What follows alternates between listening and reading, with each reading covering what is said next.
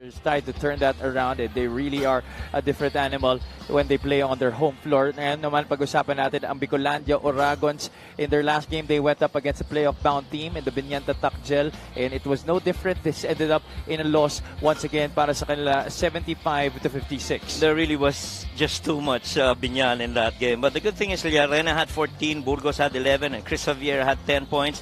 The 24 turnovers that was forced on them and the 34 points they gave up on those 24 turnovers really led them to that lopsided loss against Binyan. You mentioned there was too much Binyan, and they had 44 bench points in that game. Well, Bicolania did have 30, but still it wasn't enough for a very loaded Binyan squad who was on a mission to get as many wins as they could heading into our Southern Division playoffs. Let's get the show on the road, mga kaliga. Let's go to Miguel Pere for the start of this game. Welcome to the 2024 Manny Pacquiao's MPBL Season 6 presented by Extreme. It's Pasay versus Bicol for our first game. Time to meet our starters. First, for the Pasay Voyagers. Starting at forward number 11, Jasper Salenga. The other forward number 13, Dr. Fly, Don Reverente. Starting at center, number 23, Brian Hilario. One guard, number 22, Paul Manalang. And the other guard, number 15, Cyrus Tabi. The head coach for the Voyagers is Marlon Keith Martin. Assistant coaches, Vic Escudero, Hubert De Los Santos, Willie Generalao, Windel Cadiz, Cholo Martin, and Adrian Bocal. Team manager is Jonathan Tolibas. Team owners are Mickey Ligot, Raul Bacalso, Lavin Castro, JD Castro, and Dian Calixto Rubiano.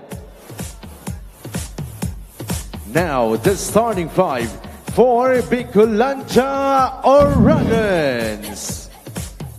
Starting at guard number 20, Justin Alfonso. Center number 27, Chris Javier. Forward number 77, Kent Lau.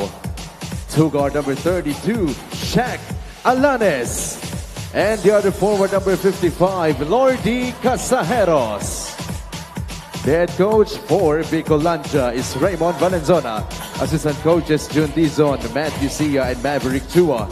Team manager is Aldrian Anglim. Team owner is Mark Tan. Our starting five of this game brought to you by SportsMax, powered by PlayMax, the official online entertainment partner of the MPBL. Win to the max. Paul Manalang, Cyrus Tabi, Brian Hilario, Don Reverente, and Jasper Salenga starting off things for the Pasay Voyagers. On the other side, the Bicolandia Oragons will be going with Justin Alfonso, Shaq Alanes, Chris Javier, Lordy Casajeros, and Kent Lau. Our officials for this game, crew chief Sep Pingol, umpire 1 is Michael Kinay, umpire 2 is Lester Arcega, and the fourth man on the sideline is John Paul Abobo. Opening tip goes to the guys in white and pink, the Pasay Voyagers. Cyrus Tabi goes all the way, right away for the first 2 points of this game. Ano nga yung pinag-usapan natin kanina, guys like Cyrus Tabi would really need to step up alongside Salonga and even Hilario to help out yung point production para dito sa Pasay. Lalo na pagdating sa playoffs, mas marami ang rosters that can help you out. The better for you as you go deeper. And that's why Coach Marlon Martin, I believe this is why he opted to begin things in this game with guys like Cyrus Tabi and Brian Hilario. Even Jasper Salenga usually comes off the bench for the Pasay Voyagers. In fact, it's only that guy with the basketball, Don Reverente, who has started most of the season for the team of Coach Marlon Martin. Even Paul Manalang comes off the bench usually para sa kanilang kupunan. It's a 6-0 start for the Pasay Voyagers. And rightfully so. You see, Reverente, normally he would have his buddies Lawrence and Warren and AJ and Inigo in there joining him. But right now, he's leading the guys here on the floor for Team Pasay. Casajeros comes up with the offensive rebound and puts it back in. That's the first points on the board for the Oragons in this game. Wala pang 2 minuto nakakalipas sa ating unang yugto. Casajeros has been perhaps one of the most steadiest Oragons this season para sa kanilang kupunan, doing pretty much everything for their squad this season. In their last game against Binyan, he was only good for 9 points despite playing but a minute of that game. And ganun ka laki yung binibigay na contribution for their team. But again, yung build up going into the next season, yan na importante para dito sa Bicol, to try and shore up other guys that could actually help out in their campaign for next season. I think Justin Alfonso is one guy they can look at to give more responsibility to. I think he has shown flashes of brilliance this season, and I believe that he is up to the challenge to try and give significant contribution to the Bicolandia Oragons moving forward. Meanwhile, Cyrus Tabi continues to be aggressive here at the start of our game. And Cyrus Tabi, normally very good free throw shooter, shoots roughly about 82% from there. And so ito yung sinasabi natin kanina, they have really good free throw shooters And so why not try dribble attack and see how that goes for you from the line. 2 for 2 para kay Cyrus Tabi. He had 7 points in that game against the Marikina Shoemasters. They continue to put on the pressure here. Kent Lau sends a pass to Chris Xavier for those 2 points. Chris Xavier is one of those big men that actually have been in and out of some of the games para dito sa Bicol, but he's one guy that they can actually rely on, especially coming the next season. He's a guy that can stretch the floor and has really good footwork as well from the post. Kent Lau goes hard to the basket, overshoots that layup. Reverente will push it up here for Pasay. Sends a pass to Jasper Salenga, corner pocket 3, that's off to the right. Paul Manalang gets the tap from Cyrus Tabi and makes the easy pass to Don Reverente. Well, alam mo naman yan, si Don Reverente, basta nasa loob ng paint yan, lalo na kung very rarely do you give him so much resistance, he's always gonna finish. He's the team captain of this Pasay squad, and he continues to lead by example as Brian Hilario has been the early leading scorer para sa Pasay in this game. 10 ang kalamangan dito ng Pasay. Yun ang hinahabol dito ng mga Oragons. Tabi playing the passing lanes well, and he will finish the 2 points. At 6 points in the game para kay Cyrus Tabi, former Zamboanga player. Let's take a look at this fast break of the game brought to you by SportsMax, powered by PlayMax, the official online entertainment partner of the MPBL. Win to the max, defense to offense para kay Cyrus Tabi as Pasay takes a 12-point lead heading into this timeout by Coach Raymond Valenzuela. We'll be right back.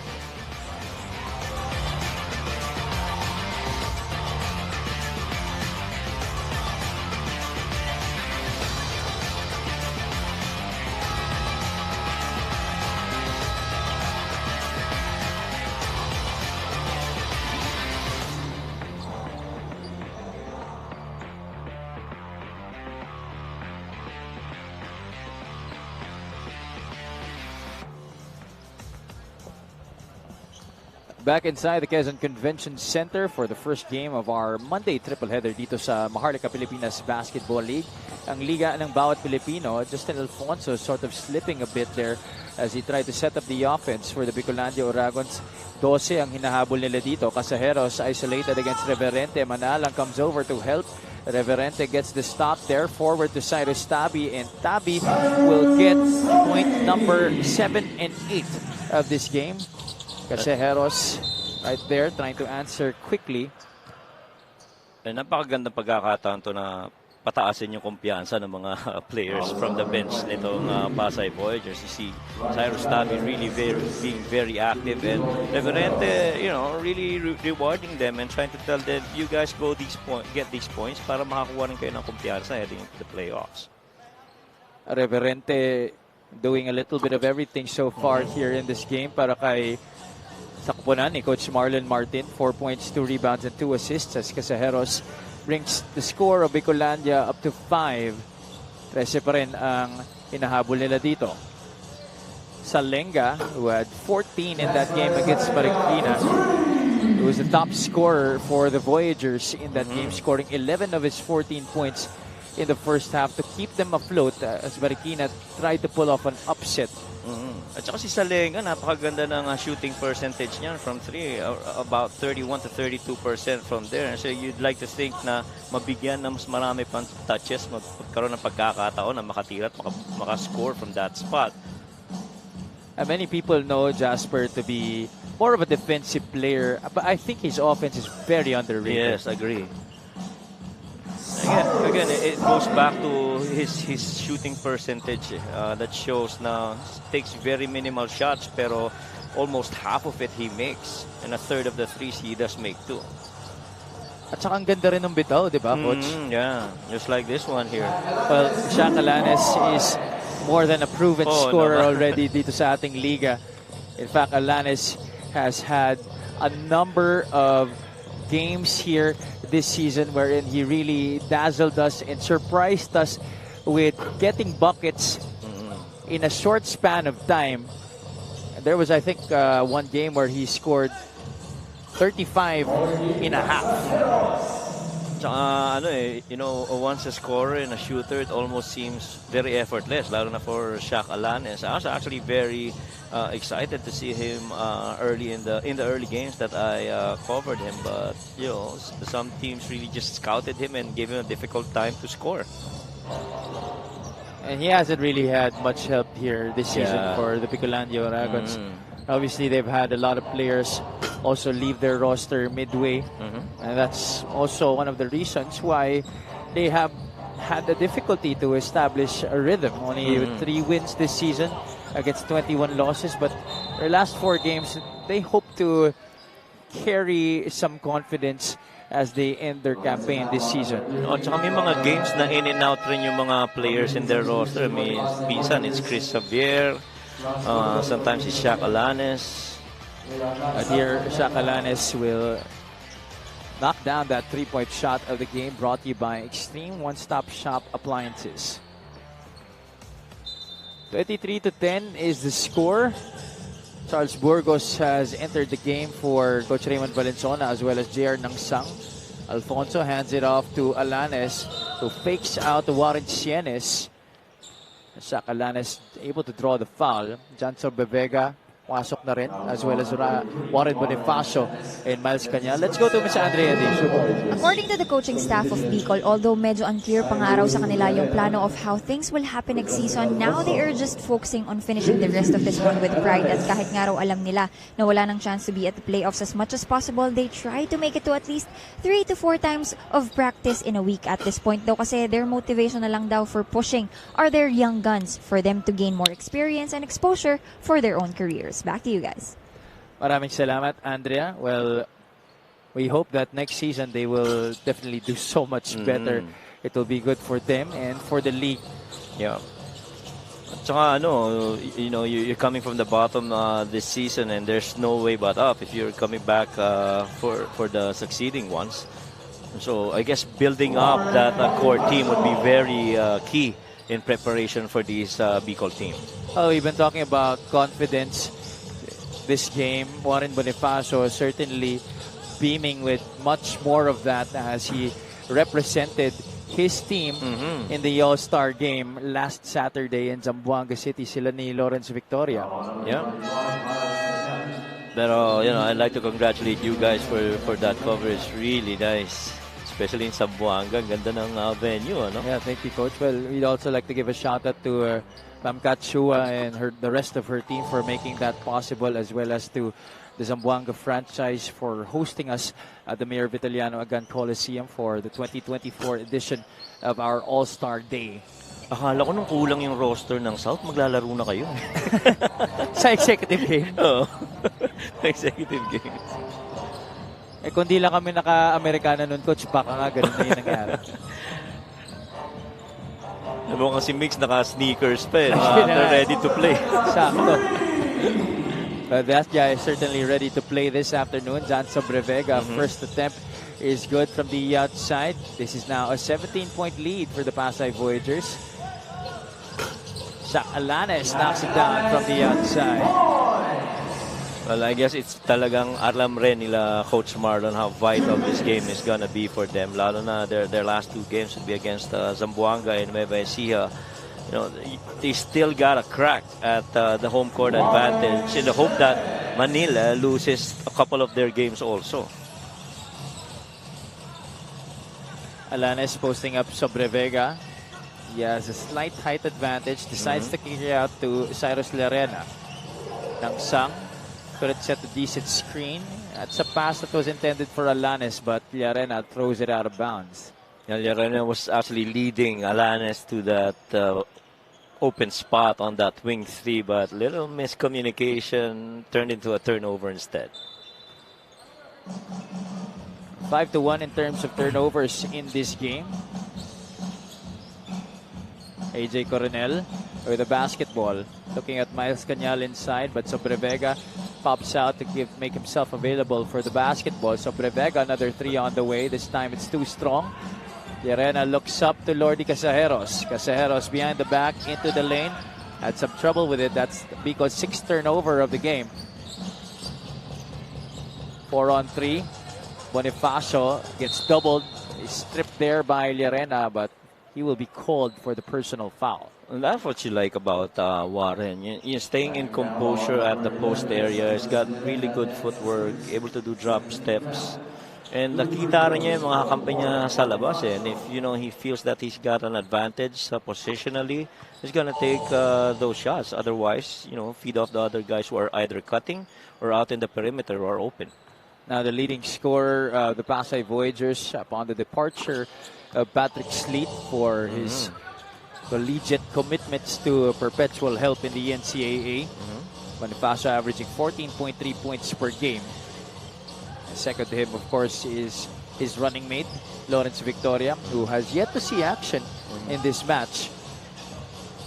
At saka malaking impact rin, Habi, yung pag-move nga ni Patrick Sleet into his, obligations playing college ball because he's their number one guy coming off the bench. So, these other players in Salenga and the other guys really need to step up to help out do sa production ng mga galing bench. Those are really big shoes to fill yung kay Patrick Sleet. Yeah. Just to make it clear, he's actually just taking his residency muna this year. Okay. Next year pa siya lalaro. Okay.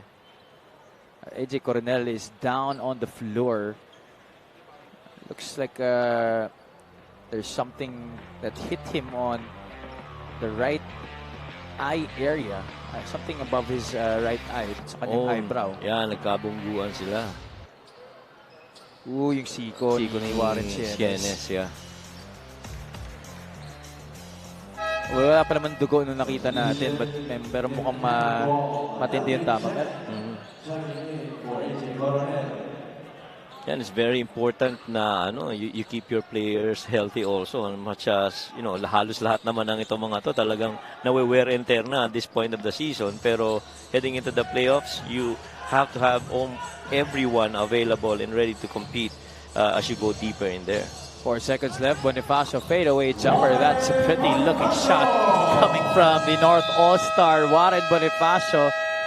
And the Pasay Voyagers close out things with a plumb here in the first 10 minutes. They definitely did not hold their guns back in the opening frame. Yeah, and napakalaking bagay talaga ng kumpiyansa na nakukuha ng All-Star na Warren Bonifacio, especially in that last All-Star game. But again, other guys would need to help out Warren and Don and even Lawrence Victoria. And these are being filled up right now, especially in the first quarter.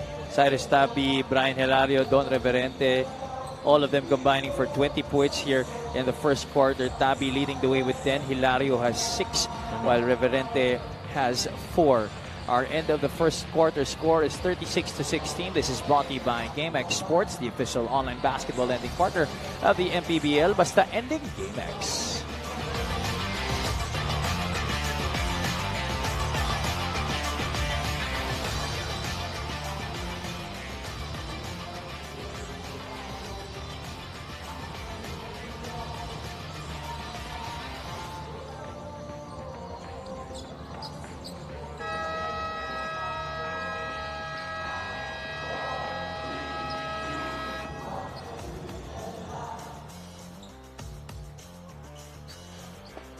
Jasper Salenga in that game against Marikina was the leading scorer for the Pasay Voyagers. 11 of his 14 points coming in that first half. As I mentioned earlier, in the first quarter, it's those 11 points that actually made that game for Pasay competitive when Marikina was threatening to pull away from the Pasay Voyagers in that game. And rightfully so. Those are almost double the numbers of Salenga, and you really hope if you're Coach Marlon that this carries over into the playoffs.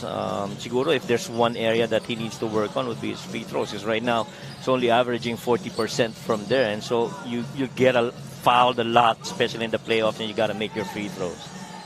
Pasay shot 15 out of 23 in the first quarter, while Bicolandia did have a decent showing at 6 out of 13. But then again, it's the defense of the Bicolandia Oragons that has been in question once again.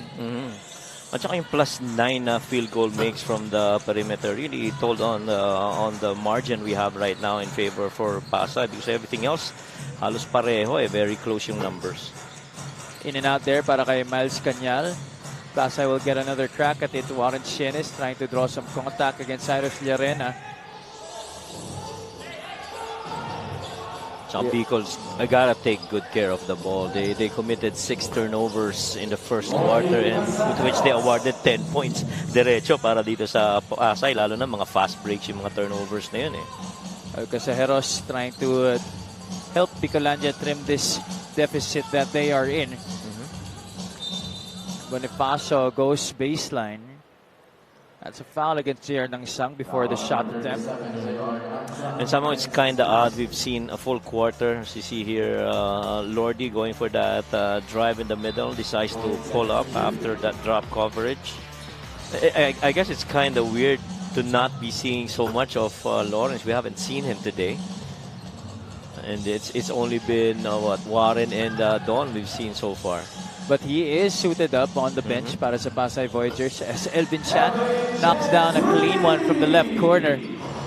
Isa na sa mga veterano para dito kay Coach Marlon, lalo na sa ilalim na talagang aasahan mo against the slew of bigs that you have of the teams that's heading into the playoffs. At nasan man pumunta si Coach Marlon, nandun din si Coach Elvin Chan. You remember a couple of seasons back when Coach Marlon was the head coach of the Gensan Warriors, nandun din si Elvin Chan. Meron talaga mga players na ganun, no? Na parang you have really high confidence on, and you've played over with a lot of years, and you know how to use him, and it helps a lot, especially in keeping that culture within the team of Coach Marlon. 41-23. Elvin Chan knocked down a three-pointer earlier. Drives middle, hands it off to Bonifacio. Jumper near the elbow is good para kay Warren Bonifacio. Very simple, very efficient so far, as always, para kay Warren Bonifacio. That's 8 points in the game for the former Mapua Cardinal. Yeah, 18 feet in, very comfortable at knocking down those shots. And yan rin madalas ang nilalaro niya nung siya naglalaro pa sa Mapua noon. A lot of perimeter in those college days. Shenes gets a nice pass from Janso Brevega. Shenes now with 6 points in the game. Pasay already with 45 points, and we still have over 6 minutes remaining here in the first half. Very little, if no defense, almost played here by Bicol, but you know, if you're Pasay, you couldn't worry about that. You gotta keep on executing. After all, this is one of the 3 games that you want to sweep heading into the playoffs in the hope of getting to the top 4. Oh, you were looking for Lawrence Victoria, coach. Here he is coming into the game for the first time. Take a look at the play of the game brought to you by Suzuki. Janso Brevega, no looks a pass to Warren Shenes, who scores underneath the basket. Axel Inigo has also checked into the game together with Daniel Aguirre, who scores on his first bucket.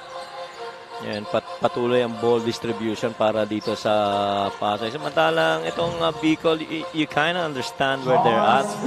And so there's not so much motivation, I guess, this season to be finishing, you know, at any spot at all, given where they are. Pero you still gotta compete. And you want to play spoilers at least para dito sa mga teams na nakakalaban nila, including itong Pasay. Lawrence Victoria gets a screen from homegrown Charles Sustina, who also is in the game for the first time. Pasay moves the ball around. That's too much passing coming from the Voyagers. Naputukan sila ng 24-second shot clock violation.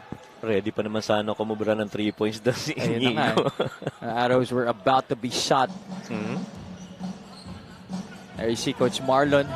He has put on his magic here for the Pasay Voyagers this season, showing once again that it's not really in the talent that you have on your team, but in the culture you're trying to establish and the togetherness that your team exhibits on the floor that is very much important in gaining success.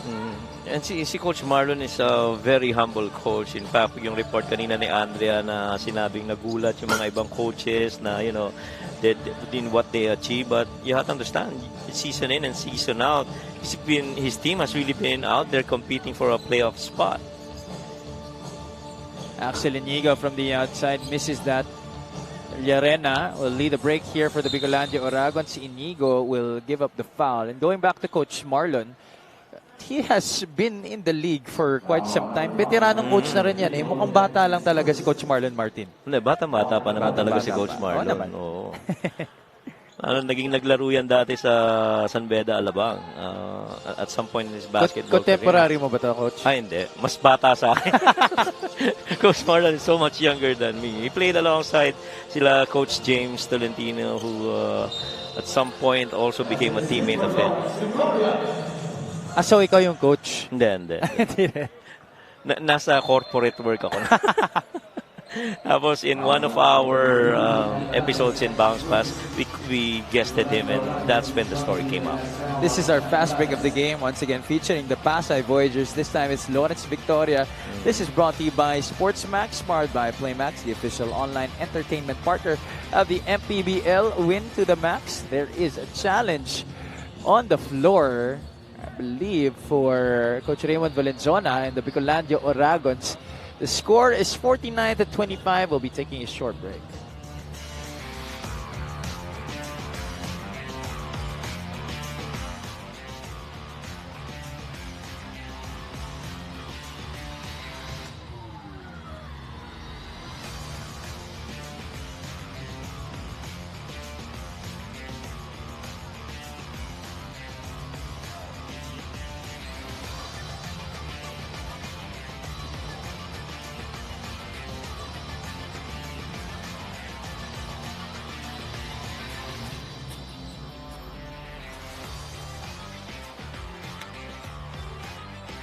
Upon review, the challenge was successful. There was no foul.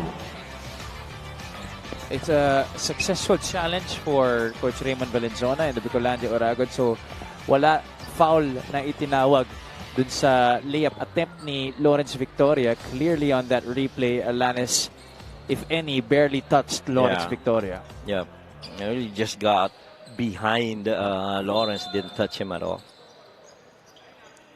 It's a 24-point lead that the Bicolandia Oragons are trying to catch up on here. 4 minutes and 30 remaining in the first half. Pressure has been intensified as the game progresses for the Pasay Voyagers. Despite the lead that they have not left their foot out of the gas pedal here in this game. Yeah, just no let up. And even extend pa nga yung defense at the half court and really trying to play defense against Bicol right here. Elvin Chan gives up the foul there. That's his first personal. Lawrence Victoria earlier knocked down a 3-point shot. Charles Burgos is at the line. First free throw is no good. Bicol is 2 out of 7 from the charity stripe this afternoon. Don't forget, mga kaliga, later on we still have 2 very important games lined up for our schedule. Today here at the Quezon Convention Center at 6 o'clock p.m. we have the Caloocan Batang Kankalu going up against the Quezon City Toda Action Partyless. That game has heavy playoff implications for both squads. Yes, that second game is going to be very vital for both teams.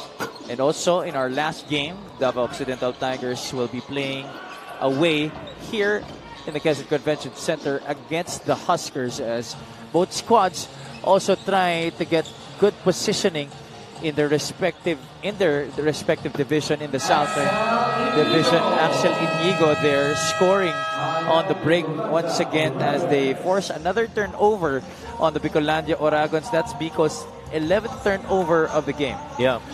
A lot of that coming from steals, total of 10 steals already that they've given up, and a lot of that has turned into fast breaks the other ways. They're getting outscored in open floor 26 versus 3. Take a short break here. May timeout na itinawag si Coach Raymond Valenzuela.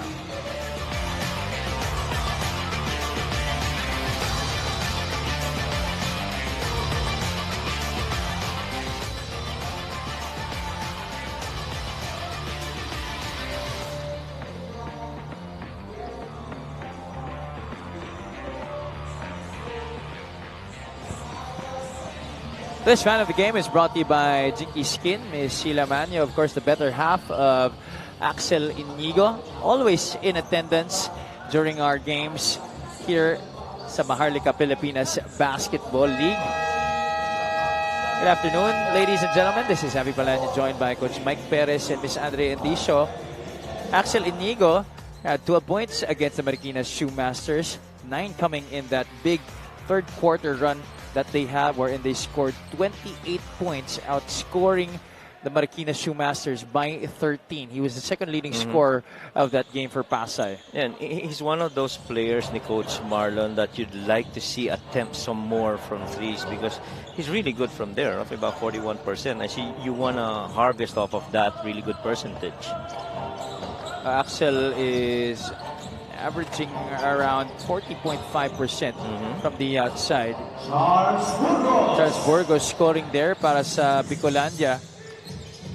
And kanina, Javi, we saw the points of turnovers. It's 18 versus 0 in favor of Pasay. Really just not taking very good care of that basketball itong Bicol. Just as you say that, Pasay turns the ball over and it makes Cyrus Llarena available for those 2 points on the fast break. And that's the 4th turnover that they forced on Pasay and the first points of turnovers that they got out of it. And there's another stop here off the miss by the Pasay Voyagers. Cyrus Llarena getting back-to-back baskets. Better aware now, trying to end the half much stronger than how they started this game. It's an extended zone here for the Bicolandia Oragons, trying to delay this attack for Pasay. Victoria bounces a pass to Lustina. Did not see action against Marikina but was in the roster for the Pasay Voyagers. This is a good opportunity for him to get his feet warmed up. Cyrus Llarena starting to feel it here as we wind down the second quarter for the Bicolandia Oragons. Got 7 in a row, a couple of fast breaks, and a knockdown basket right there. Elvin Chan on top. He'll make a pass to Daniel Aguirre. Pasay has been turning the ball over a number of times the past few possessions. Casajeros will put Bicol within 21 points here. That's another turnover for the Voyagers, to which Bicol took advantage of. Another missed shot, an opportunity for Bicol to come back. Justina commits the foul. 13th foul on the Pasay Voyagers. A minute and 29 remaining here in our first half. Bicolandia with a chance to cut into this lead once again. Llarena, heat check. That's way off the mark. And you saw Coach Marlon kanina, no panic button at all. He understands and has that confidence in his team. Understands na, we still got control of this. Biggest lead for Bicolandia in this game was 29 points. Ang nagbago dito yung a little bit extended depensa nitong Bicol, Victoria attacks the defense, looks inside. It was supposed to go to Lustina, but Inigo was the one who received the pass. Under a minute to play here in the second quarter, Llarena almost committed a dribbling violation. Casajeros trying to power his way through for those 2 points, and he indeed does get that basket against Charles Lustina. Yan, na veterano ni Lordy yun. Yung sa baba na yung pagkakuha ng bola. Tried to attack the midsection. Once he got them up on the fake, went for that shot. That is definitely experience for you. Lordy Casajeros completing the three-point play. Tsaka sanay tumapo sa bungguan no? Tibay ng katawan at, can get those baskets even through heavy contact. This is now just a 19-point advantage for the Pasay Voyagers, and they turn the ball over again. Lawrence Victoria has had 3 of the now 6 turnovers for the Pasay Voyagers. Yeah, and that's really not taking good care of the ball. And if you're Coach Marlon, maaring, pinag-uusapan rin yan later in the half. Second team foul against the Bicolandia Oragons. 14 seconds left here in the first half. There you see Coach Raymond Valenzuela of the Bicolandia Oragons. They're trying to force another stop here. They still have a foul to give. They allow Daniel Aguirre to get inside for those easy 2 points. 6 seconds left para sa kanila. That's not a good foul for Pasay. They're already in the penalty. And immediately, Axel nag-apologize. Naku, mali yung foul ko na yun. You would imagine that Axel would be the one telling them na penalty na tayo, di na tayo pwede pumaul.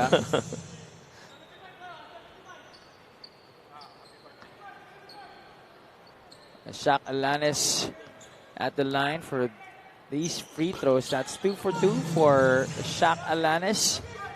4 seconds remaining here for the Pasay Voyagers. Victoria forward, 12 in Chan. Chan from the outside, short. And that is going to do it for our first half of play between the Pasay Voyagers and the Bicolandia Oragons. Well, if there's one thing that happened here is that Bicolandia shot so much better in the second quarter, enough to tie out the field goal percentage at 54% for each team. 16 na lang ang lamang dito ng Big Pasay from a high of 29 points, 58-42. Our halftime score brought to you by GameX Sports, the official online basketball lending partner of the MPBL. Basta ending GameX.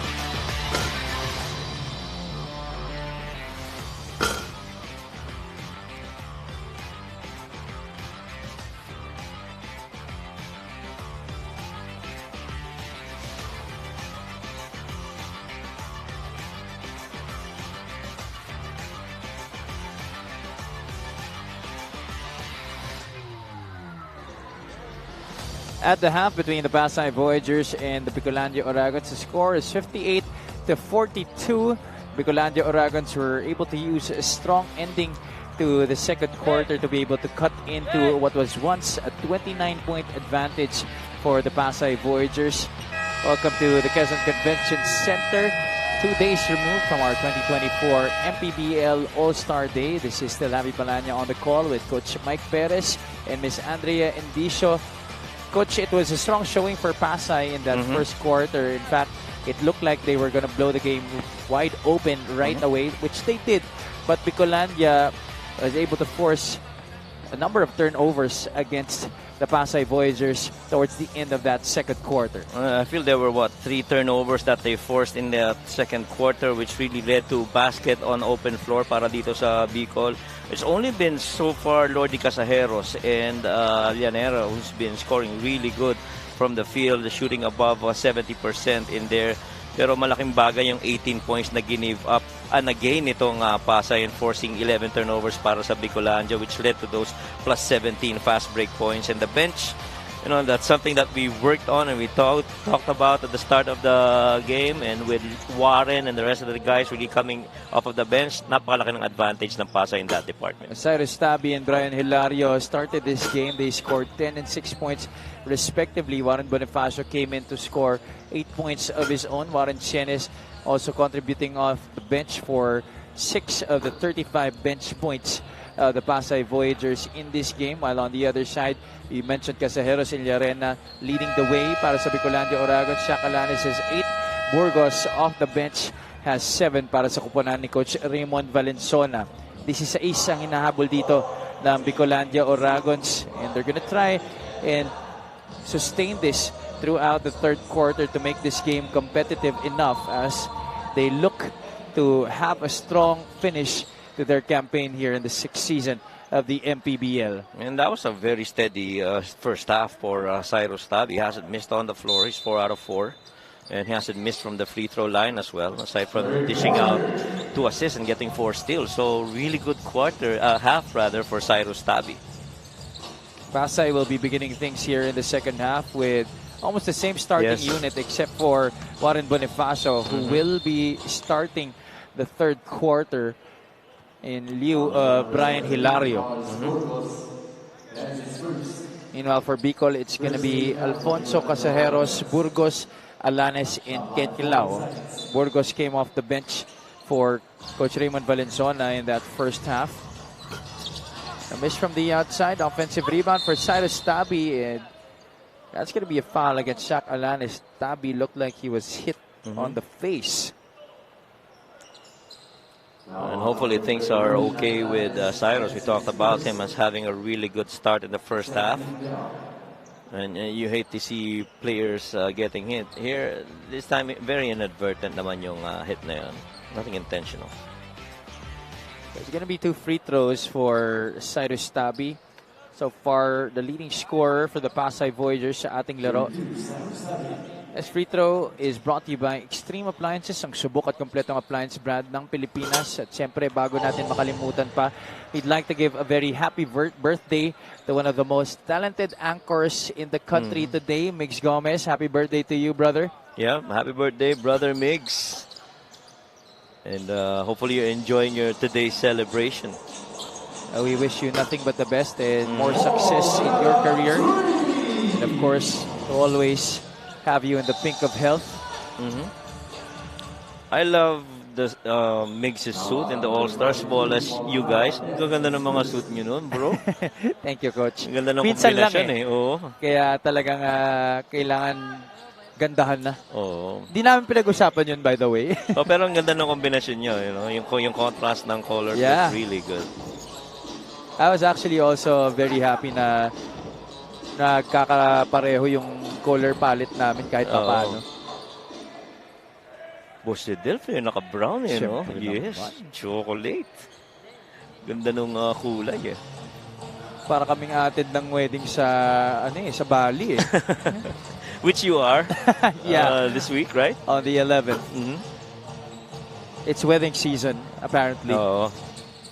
You wanna talk about that? No, let's deviate away from that topic, please. Back to the ball game. Bicolandia now down by 20 once again after a couple of baskets by the Pasay Voyagers to start this third quarter. There you see Coach Marlon Martin far from happy with the performance of his team this afternoon. Well, lalo na yung tatlong turnovers that they committed in the second quarter. Sure, they averaged roughly just 12 turnovers per game. Pero yung quarter na yun, very unforced yung mga turnover na nakuhanan sa kanila nitong Bicol. There's a foul against Paul Manalang. Casejeros triggers into Kent Lau. Finds Shaq Alanes on the DHO, and Alanes will knock that down. Yeah. Always love that little step-up DHO. Some coaches would call that a grenade pass. And so, lalo na if you have a really good shooter receiving it, most of the time you catch that defense snapping. Alanes had his best game of the season against the Pangasinan Heatwaves, where he scored 38 points, most of them coming in the second half. He has scored more than 20 points on more than 5 occasions this season. Let me just count that for you. 8 times Shaq Alanes has been able to break the 20-point barrier this year. Don Reverente scores inside, brings some order to the side of the Pasay Voyagers. Alfonso drives, trying to look for Casejeros on the back door, and Lordy will score. And you love that Lordy is actually very actively doing those basket cuts, especially from the baseline, and where that defense is actually, for the most part, not looking at you, and so you gotta make them pay. Casejeros sidestep, hanging in the air. 2 points more for Lordy Casejeros. And don't look now, this is just a 13-point lead. 14 points in the game on a 6 out of 8 shooting for Lordy. And this is a game he really wants to contribute on. 8 out of 10 actually, Coach. He has 18 in this game. Salenga drops a pass to Warren Bonifacio. There was no problem getting that basket. Alanes, quick attack here. That patented one-hander in the middle is good para kay Shaq Alanes. 13 points in the game for the former LPU Pirate. And you see right there in that corner, see Coach Marlon is not even moving, but I'm sure the back of his head, you know, we can't be playing this way against the top teams. So, you know, medyo nakaantay rin yan, nakaantaba yan si Coach Marlon to see how they, you know, eventually perform as the game goes on. Kent Lau loses it. That's another turnover to the total of the Bicolandia Oragons. 3-on-2 here. Good anticipation for Shaq Alanes.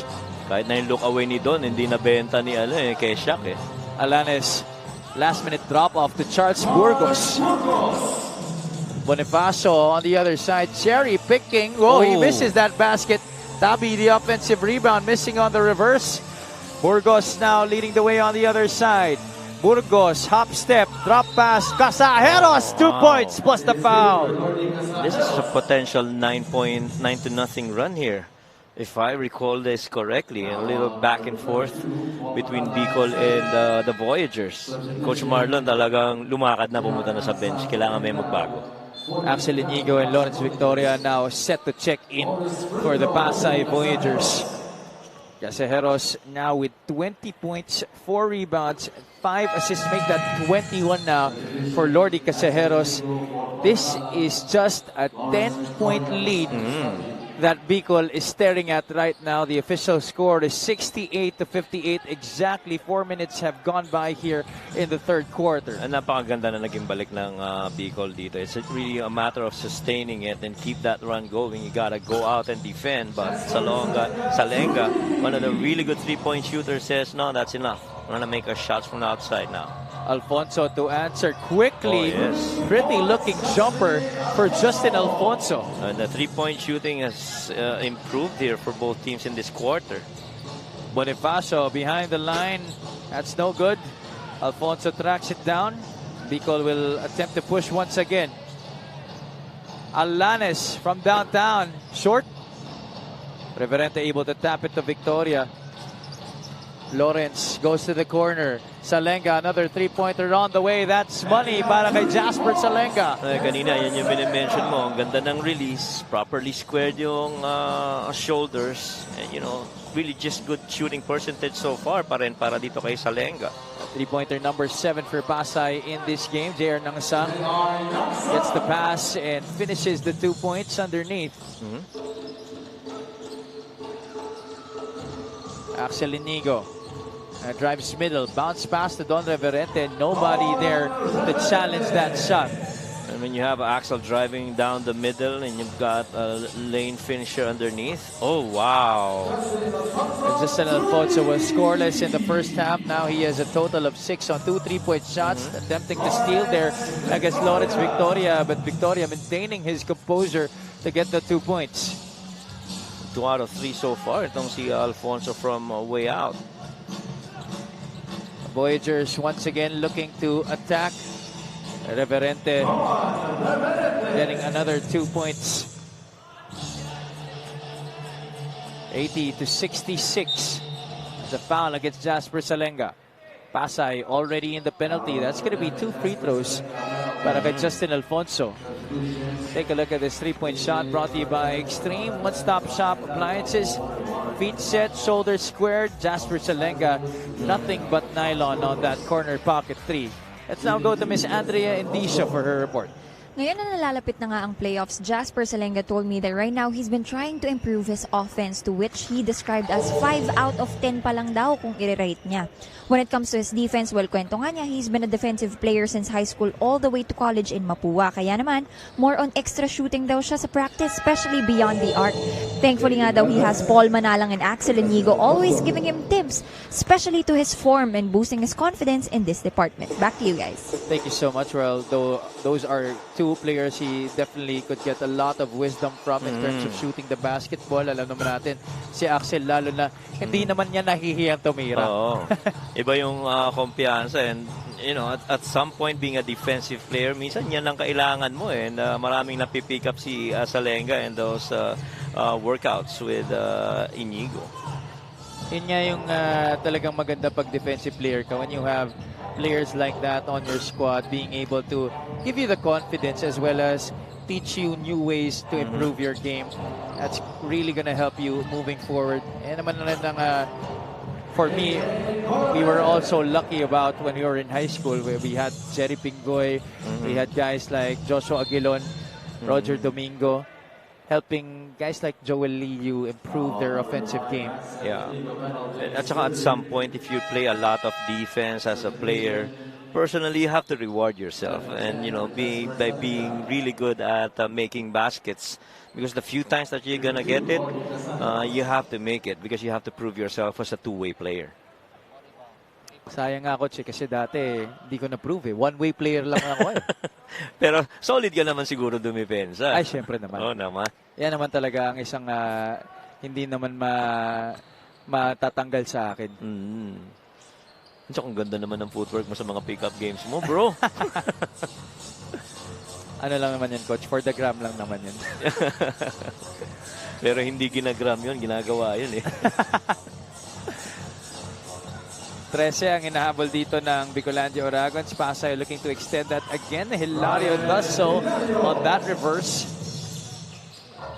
This combo of Elvin Chan and Hilario, a lot of experience, and you know, these guys are gonna continue to battle as they play under Coach Marlon Martin. What about Lordy Casajeros, perhaps playing, if not his best game, one of the best games of this tournament already, with 24 points in the game.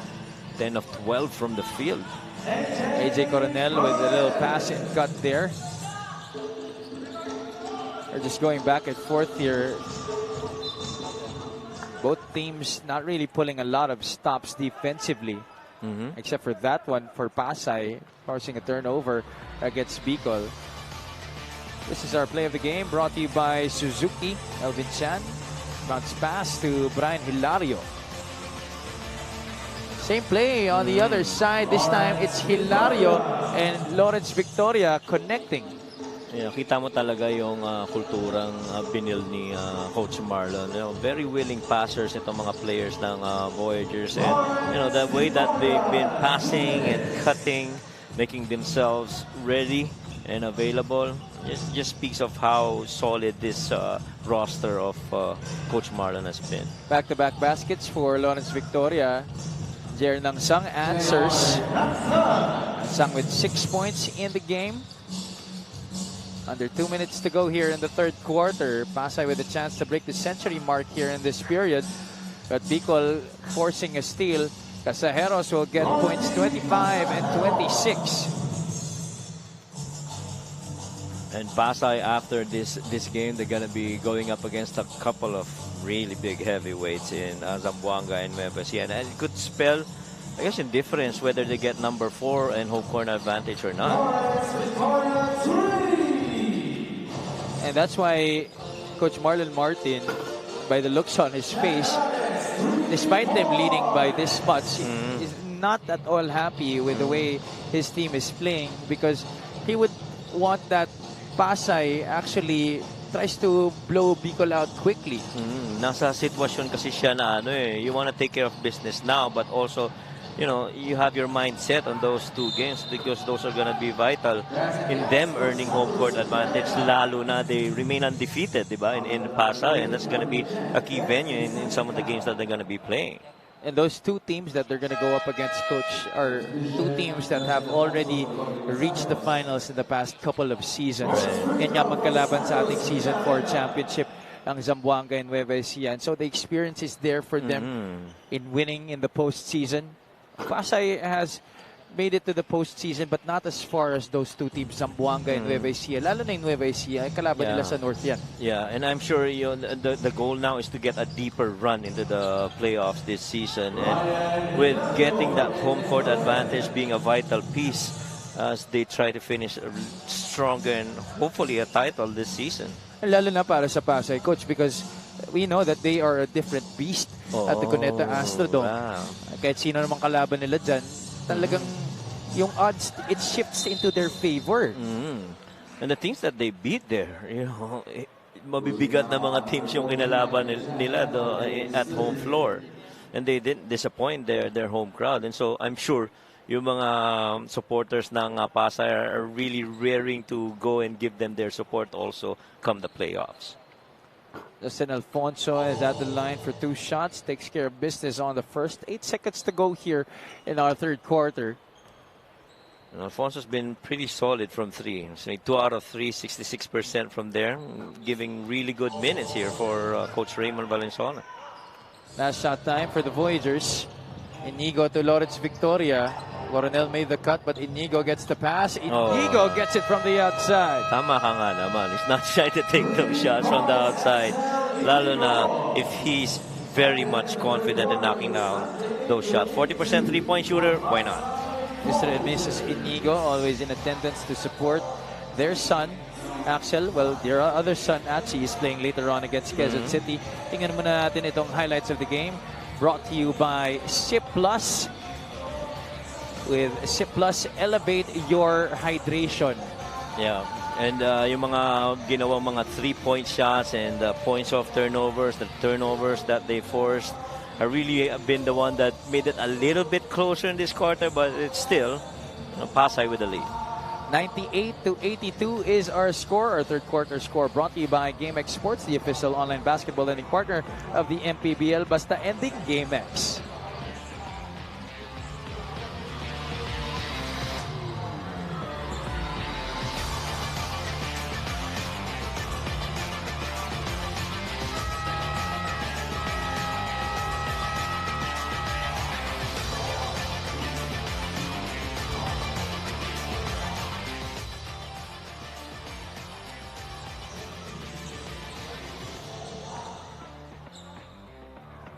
Check out our fan of the game brought to you by Jinky Skin. Welcome back to the Quezon Convention Center, the home of your Huskers, who will be facing the Davao Occidental Tigers later on at 8 o'clock p.m. But for now, we bring to you the fourth quarter of action between the Bicolandia Oragons and the Pasay Voyagers. Score is 98-82. We broke to a 40-all deadlock in that third quarter, Coach, after Bicolandia was able to win that second quarter, 26-22. Yeah, and a really big quarter for both teams, actually. And leading up to this score 182. Last chance para dito sa Bicol to play spoilers against dito sa Voyagers. Samantalang Voyagers naman really want to come up with a win and start their hope for a 3-game win streak in the last 3 games. Victoria from downtown, that is off of the top of the backboard. That's going to go the other side to the Bicolandia Oragons. And napakahalaga para sa mga other guys for the Voyagers to step up in this game so that makapagpahinga naman yung mga starters nila, especially heading in those 2 big games that they're gonna have to close out the regular season. Zach Alanis, always the very crafty scorer inside, trying to make his way, leaning in for that left-hand finish. Veterano, no? In control, going the right side, and the left-hand scoop shot. Very James Harden-ish yung kanyang laro, no? Oh, yeah. Ang diferensya lang siguro, hindi mahilig sa side step to si Shaq, eh. Oo. Yung mga 0 and 1-2 step on the side, eh, no? Yeah. Wala. This free throw brought to you by Extreme Appliances, ang subok at kompletong appliance brand ng Pilipinas. But the way they work the angles, the way that they try to make use of the defense of the one in front of them, using it to their advantage, I think is something that they too have in common. And you see the Voyagers really now starting to execute offensively, and a little bit of preparation coming into the crucial games that they have. But you got to take care of business first and get past this Bicol Oragon team. Inigo, Coronel, Cañal, Victoria, and Hilario, the 5 on the floor for Coach Marlon Martin. That's good defense coming from David Belvis, who is seeing his first action in this game for Coach Raymond Valenzuela. And at some point, come the playoffs, Coach Marlon is going to turn to this combo. You've got Brian alongside AJ, Cañal in there. It's a pretty good 5 for Coach Marlon on the floor. Got a good mix of defense and offense. Right. Inigo, left wing 3, too strong. Belvis soaring for that rebound. Alfonso, hesitation, crossover, right hand scoop. Yes, sir. Good move. One of the coaches that I used to talk to back in the day would always tell me, if you see a ball and a hand coming together, that's most probably going to be a shot. But you deceived it with that attempt by Alfonso. Alfonso again in the corner. Pretty looking stroke coming from Justin Alfonso. He has come alive here in the second half. Scoreless in the first 2 quarters. 15 here in the second half for Justin Alfonso. Tsaka yung kumpiyansa, iba eh, no? Yung galaw, yung swag on the floor, and you like that in Alfonso. And this confidence comes from hours and hours of extra work in the gym. Aside from, of course, practicing with your teammates, you have to be able to make sure that you put in the extra work and find time to really sharpen your skills beyond the time that you have in practice with your teammates, or else it's not really gonna help you moving forward. Yeah. And so you have to show that confidence in practice, because that's preparation to actual games. And the thing is, he's doing this against, right now, could be the top 3 guards as well for Coach Marlon. AJ Coronel scoring inside there. 102-89. Alfonso gets it to Casajeros. Alanis trying to meet the basketball. Lordi picks up his dribble. Burgos gets the screen from Casajeros. Burgos having a little bit of trouble with that rock. Finds Belvis inside. Belvis misses underneath. Pasay crossing the timeline. Inigo turns the corner, leans in, basket, and 1 for Axel Inigo. Well, Axel's starting to take over now. A little bit of a backseat kanina, pero right now, starting to build up on himself. Inigo usually known for his outside shooting, that time putting the ball on the floor and getting those 2 points plus the personal.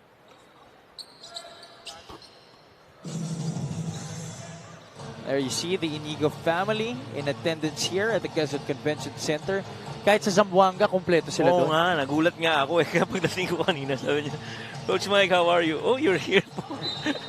Pretty Talaga much na- supporting the siblings. Kaya talaga nga naman nakakatuwa. Lagi na lang silang nandun. As long as isa sa kanila ang may laro, si Axel o si Achi, kumpleto sila. Yeah.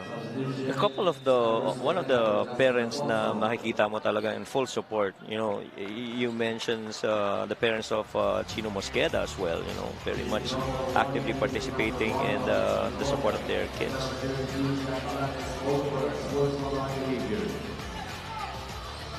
Victoria and Alanes getting into it there after contact between these two players.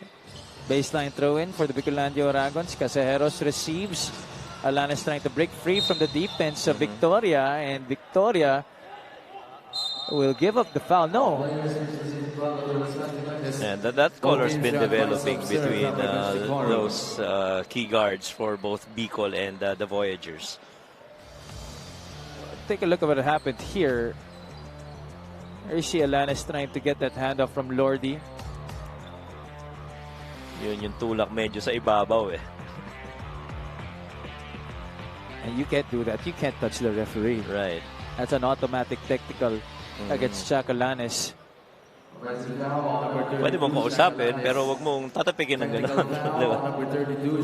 It's an offensive foul. It's an offensive foul against Chuck Alanes and also a technical laban sa kanya. Yeah, and si Lawrence really was just trying to avoid any easy handoffs to Shaq. After all, Shaq has been 18 points here in this game and you can't let him score some more. And Inigo will take the technical free throw here. I see Coach Raymond Valenzuela trying to give some pointers to his prized guard. But Inigo missing on the technical free throw. Quite uncharacteristic for Axel. Correct. What, 82% free throw shooter yan. Kaya hindi mo na-expect magmimintis yan si Axel. But kanina babalik ka doon sa depensa ni Lawrence. Lawrence was really just avoiding any easy basket para dito kay Shaq.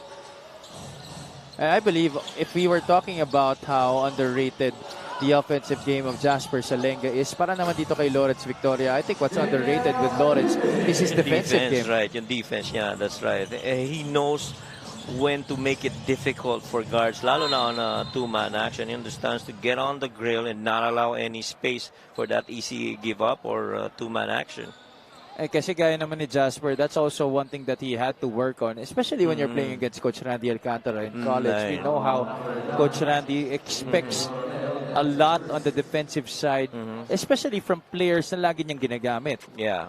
At saka si Lawrence is one of those guys that hates to get screened. And so, for the most part, he tries to avoid that. He tries to qualify kung anong klaseng player that he's guarding that two-man action. If he knows that he's a scorer, he's for the most part going over that and not going to allow an easy give-up of that ball to that scoring guy. Casejeros goes 2 for 2. Cañal makes a pass to Victoria. That's one play that Pasay has been running a number of times in this game.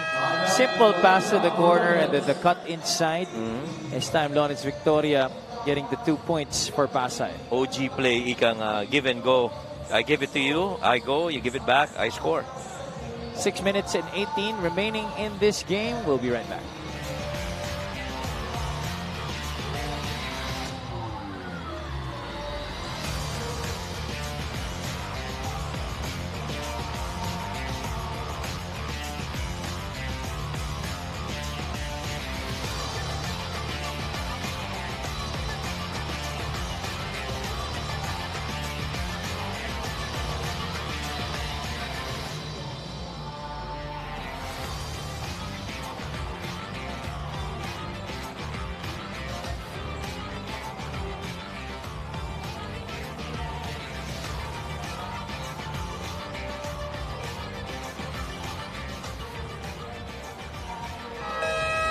Presenting our Suzuki Muscular and Sporty fans of the game, just like the Avenus, do more and achieve more with the Muscular and Sporty scooter from Suzuki. The Avenus, oras na para magmotor. Coming to you live from the Quezon Convention Center here in Lucena City. This is Happy Palan, joined by Coach Mike Perez and Miss Andrea Indicio. Lawrence Victoria against Marikina only shot 6 points. He's averaging 13.5 points this season, the second leading scorer for the Pasay Voyagers. But he has bounced back this afternoon against Bicol, scoring 16 points, and that's without playing the entire first quarter. Yeah, and just legit scorer right there. Very underrated nga yung defense niya, but you know, that's expected of Lawrence, game in and game out, and he's always responded. Step back jumper for Shaq Alanes off to the right. Coronel looks up. Axel Inigo now with it. Inigo drops it off to Cañal. That's 2 points more para kay Miles Cañal.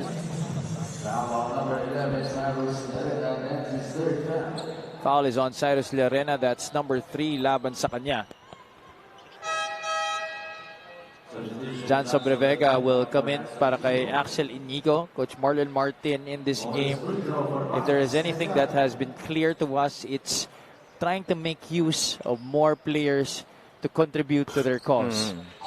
And right now with this much of a lead, really this is just about managing minutes para dito sa the Voyagers. Almost half of the quarter gone by and you're leading by this much. Though you cannot be complacent, you know. You trust that the guys on the floor would actually finish this for Coach Marlon. Casajeros is playing, I'm pretty sure of this now, his best game of the season here for the Bicolandia Oragons. 29 points in this game. The previous high for Lordy Casajeros was 25 points against the Davao Occidental Tigers. That was last August 1. Yeah, ang impressive dyan is yung shooting percentage. 84% from there. You know, it's just pretty solid. 11 of 13 attempts altogether on the floor. And maganda rin yung free throw showing niya. Is 5 out of 8 from there. Pretty solid offensive game for Lordy. Llarena overshoots the mark on that mid-range jumper. Tatakbo muli ang Pasay. Aguirre in the middle. Spin, couple of fakes. Hook shot is short. Miles Cañal is there. Met by 2 defenders. Victoria gets the kick out. Could it hit from the outside? Casajeros forward to Llarena. That pass was too high up for him to catch.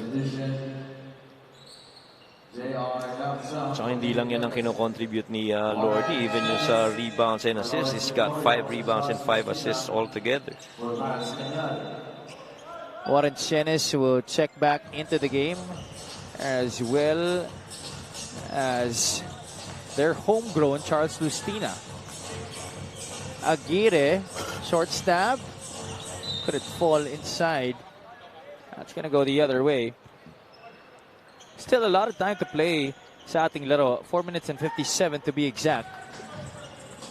Coach Marlon Martin and the Pasay Voyagers playing their last 3 games of the season, including this one.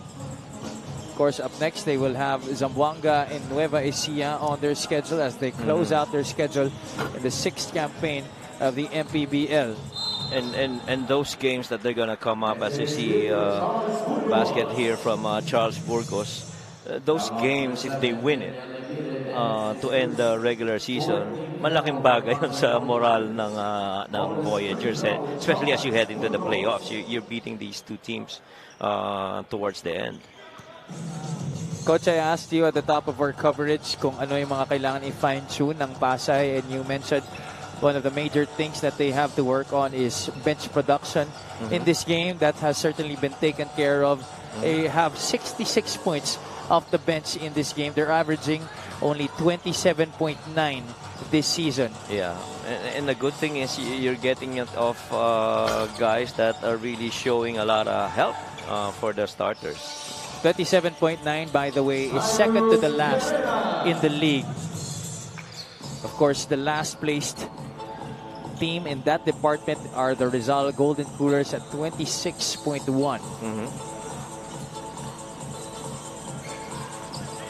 And you wouldn't expect to see 2 teams bound for the playoffs to actually be bottom in that department. Agree. And you know, every department that you could do better heading into the playoffs, gagawin mo lahat eh. because you know that come that part of the season, it's going to be tough games from there on.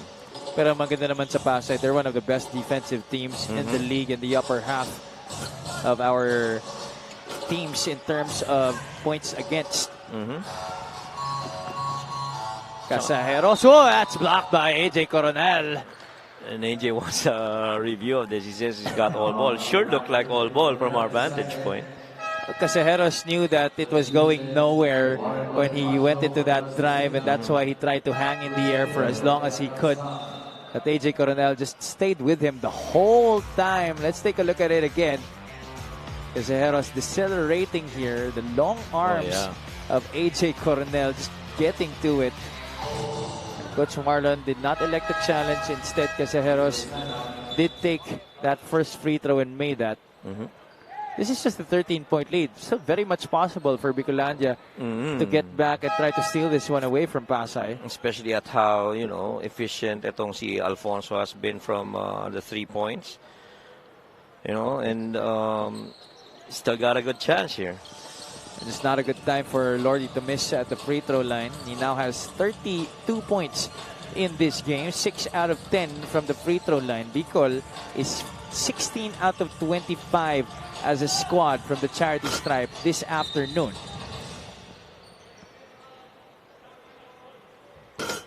There seems to be a foul on the loose ball against Bicolandia. That's gonna go against Chris Javier. Medyo matagal lang inupo ni Chris sa bench. Oh, yeah. Kaya nga kanina sabi ko, yung tulong sa rebound ni Lordy Casajeros has been pretty vital para dito sa Bicol. Kasi halos hindi naglaro ito si Chris here in the second half. Javier has only played a total of 6 minutes and 25 seconds in this game. And that's even with starting this match against Pasay.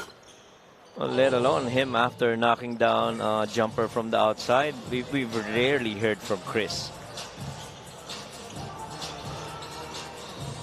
And this is quite peculiar, especially that if there is one coach that knows how well Chris Javier plays, Coach Raymond Valenzuela might be one of them. Coach Raymond faced Chris in high school when he was still part of the San Sebastian Stags. He led that dynasty that saw the likes of Ryan Buenafe, the Bringas brothers, Eric Salamat, Jamil Ortuste. Chris Javier played for another dynasty in the San Beda Red Cubs. Yeah.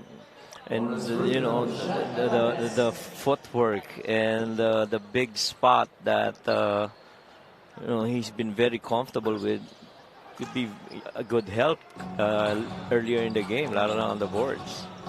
Another miss from the free throw line for Bicolandia. Pasay will try to put this game away. Bonifacio, that's too easy para kay Warren Bonifacio. Bonifacio now breaks into double figures with 11 points, a near double-double para sa kanya. He's 1 rebound away from earning that achievement sa ating laro. Bonifacio, that's just like in practice. Too easy para kay Warren Bonifacio. 116 to 102, 2 minutes and 24 to go in this game.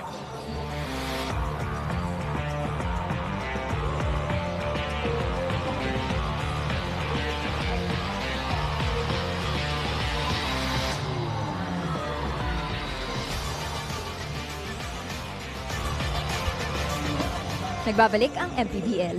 Speaking of Warren Bonifacio being oozing with confidence after that all-star experience, kwento nga niya, that day was a great opportunity to observe. Kasama niya yung mga tinitingala at nire-respeto niya in this industry inside the same dugout. Syempre, time niya na raw yun to see ano nga bang ginagawa nila. Why are they that good? One that stood out to him was their way of stretching. Personally daw, he does stretching for only about 15 minutes. Pero kita daw niya yung mga kuya niya almost half an hour kung mag-stretch. Kaya naman pag uwi niya, baon niya yung mga solo stretching routines na nakita niya at gagayahin raw niya from his Go All-Stars. Javi and Coach Mike. Thank you so much, Andrea. Well, alam mo naman, pag tumatanda ka na, medyo kailangan talaga masabahan mo na yung pag-stretching. Huwag naman tumatanda. Nagmamature naman. Pag nagmamature pa. I'm sorry. I really have to be careful with that, sir. I really throw that around very loosely. But I'm okay with that. So we're gonna do. Yeah, but the others might not be okay with it. So yeah. I'm going to try to be more sensitive with it. We now enter the final 2 minutes of this one, brought to you by GameX Sports, the official online basketball lending partner of the MPBL. Basta ending GameX under 2 minutes to play. Warren Chenes on the spin. Did not realize that he lost the basketball. Liarena will not rush, but they do need to make a basket in shorter time here. Liarena, fadeaway jumper, wala. Burgos, the offensive rebound, drop step, spin, 2 points is good para kay Charles Burgos. And that's another big man that, coupled with Chris Javier, could really dominate inside the paint para dito sa Bicol, but a little bit too late on some of these things. Reverente from downtown, that's short, a little bit too flat on the release. Casajeros leaking out and cherry picking on the other side. 12, minute 16. Slim, pero pwede pa. Let's see how well they do on this defensive possession. Pasay will try to take as much time off the game clock as possible. Reverente goes to Bonifacio in the middle. Burgos has had a tough time of stopping Warren Bonifacio, and it's no different this time as Bonifacio gets his 13th point of the game. Liarena, high looper of a 3, overshot it. Justin Alfonso has been silent here in the second half of the fourth quarter for Bicolandia after scoring 15 points, bridging the third and fourth periods. And so I guess Pasay is gonna come home with the first of the 3 wins that they hope to end their campaign here in the regular season.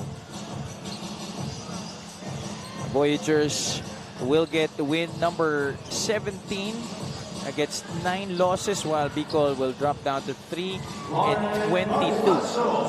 Bonifacio getting another basket there. And the good thing is that if you're Coach Marlon, you stay with your just 12 turnovers in the game so far. That's been their season average. And you really would like to hope that they get more attempts from the free throws, because they're pretty much good in terms of field goal makes. Yung free throws ang medyo malaking, I guess, disparity that could go swing in favor of Voyagers heading into the playoffs. The Pasay Voyagers now just a half a game behind the Manila SV Batang Sapalok SGA for the 4th spot in the Northern Division, which means that they still have a very good chance of snatching home court advantage come the postseason. Our best player of the game brought to you by Daily Fantasy. Dito sa Daily Fantasy, hawak mo ang laro. So many great performers in the game for the Pasay Voyagers. Lawrence Victoria had 17, Warren Bonifacio had 13, and a couple of other guys also scored in double figures like Jasper Salenga para dito sa Pasay Voyagers, but Coach, you ultimately decided to go with Cyrus Tabi. Well, the efficiency of shooting 83% from the field and those 5 steals that really helped build that momentum at the start of the game really did this award for Cyrus. 122 to 106 is our final score. This is brought to you by GameX Sports, the official online basketball lending partner of the MPBL. Basta ending GameX. Let's go to Miss Andrea Endicio. Thank you so much, Javi. Our daily fantasy best player of this game is Cyrus Tabi. First of all, congratulations. Cyrus, maraming naging noticeable mula sa team ninyo in this game. Unang-una ikaw, you were perfect from the field in the first half. Pangalawa, tumaas o ang laki ng itinaas ng bench scoring ninyo. At pangatlo, yung magandang culture na inimplement ni Coach M sa inyong team na lahat ready pumasa at lahat din ready na mag-contribute. Yun nga, this game parang pinag-prepare namin para sa next game namin sa Zamboanga. So talagang binigay namin best namin from first 5 hanggang sa bench para ready kami to the next game. Speaking of your next games, ang inyong 2 remaining games for the regular season ay Zamboanga and Nueva Ecija. Obviously, hindi magiging madali para sa inyo. Do you think enough yung pinakita nyong performance against Bicol para matalo itong dalawang big teams na ito? Siguro, para sa akin, hindi pa po. So, sa bukas may practice agad kami. So, pag-prepare namin yung last 2 games namin dahil hindi yun magiging madali at saka kailangan namin yun para sa maging ready kami sa playoffs. At syempre, aabangan namin lahat yan. Meron ka bang gustong batiin o pasalamatan? Yun nga, binabati namin si Boss Egay and Mayor Emmy, Calixto, Robiano, expendium, management, investment, my pets, space, pet, hotel, NCR, dental clinic, LCR, water, Delta, Tela Athletics. At saka binabati ko yung mga boss ko, si Boss Anthony Thomas, si Boss Charlon, yung MLBN team, thanks bro kay Doc, sa lahat ng supporter ng Pasay, sa lahat ng mga taga Calbayog City, Samar, mga Waraynon, taga Puerto Princesa, mga uncle ko, lahat ng mga taga Mandaluyong sa Barangay Plainview. Maraming salamat. Alright, thank you so much. Once again, that is Cyrus Tabi, our best player of this game, brought to us by Daily Fantasy. Dito sa Daily Fantasy, hawak mo ang laro. Back to you, Javi and Coach Mike.